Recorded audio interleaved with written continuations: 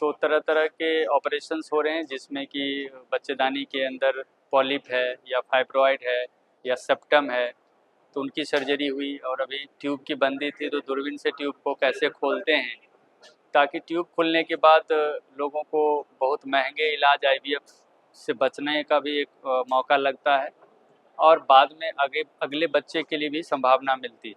तो gynae endoscopy का ये वर्कशॉप का मतलब हिस्ट्रोस्कोपी और लेप्रोस्कोपी होता है।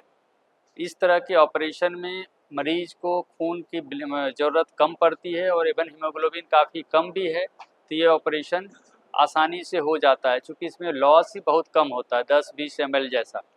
तो ऐसे लोगों को खून के इंतजामात नहीं करना पड़ता है, हॉस्पिटल से छुट्टी बहुत जल्दी होती है। तो ओवरऑल मरीज का कंप्लायंस या फिटनेस बहुत ही अच्छा होता है। और आज के इरा में अगर कहा जाए तो गायनी इंडोस्कोपी एक गिफ्टेड सर्जरी है या वरदान है, और इसी के बारे में फैलाव सोसाइटी के द्वारा हर गायनेकोलॉजिस्ट को ये मौका मिल रहा है देखने का।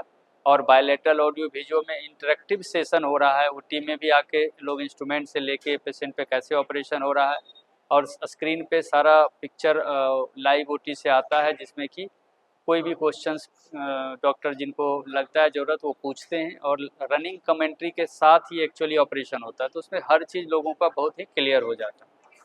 तो ये चीज़ को सोसाइटी में फैलाने का हर जगह पे सोसाइटी इसके लिए काम कर रही है। यहाँ पे गीता सिन्हा गायत्री मैडम इस काम को आगे बढ़ाई हैं, और ये एक बहुत ही अच्छा कार्यक्रम है। जिम्स हॉस्पिटल धनबाद का ये initiative, Dhanbad of gynae society के द्वारा ये इनिशिएटिव काबिल तारीफ।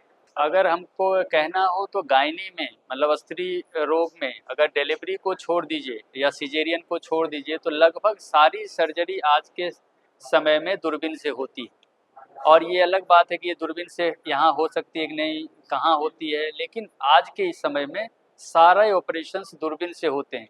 और इतना इसका एडवांटेज है इसमें, जैसे बांझपन से जुड़ी हुई दिक्कत है, ट्यूब में दिक्कत है, अंडेदानी में दिक्कत है, बच्चेदानी में दिक्कत है, ये सारे दूरबीन से ठीक किए जाते हैं, ताकि आगे उनको बच्चा होने में सहूलियत मिले। उसी तरह से अगर कैंसर है तो कैंसर की भी सर्जरी दूरबीन से होती है, तो पेट पे लंबा चीरा नहीं पड़ता है, अस्पताल में लंबे समय तक रुकना नहीं पड़ता है, ये इसके फ़ायदे हैं। इवन फर्टिलिटी स्पेयरिंग सर्जरी कि अगर किन्हीं को बॉर्डर लाइन ट्यूमर है, तो पता है कि इनका अंडेदानी भविष्य में निकालना पड़ेगा, तो उससे हम लोग ऑपरेशन करके अंडेदानी की टिश्यू को प्रिजर्व कर लें, ताकि भविष्य में फिर से ट्रांसप्लांट करके बच्चा करा जाए। तो अगर उपयोगिता की बात करें तो इसके सिर्फ फ़ायदे ही फ़ायदे हैं, और अनेक उपयोगिता है। इसको स्किल को समझने की, स्किल को सीखने की ज़रूरत है, और अपने प्रैक्टिकल लाइफ में उसको उपयोग करने की ज़रूरत है।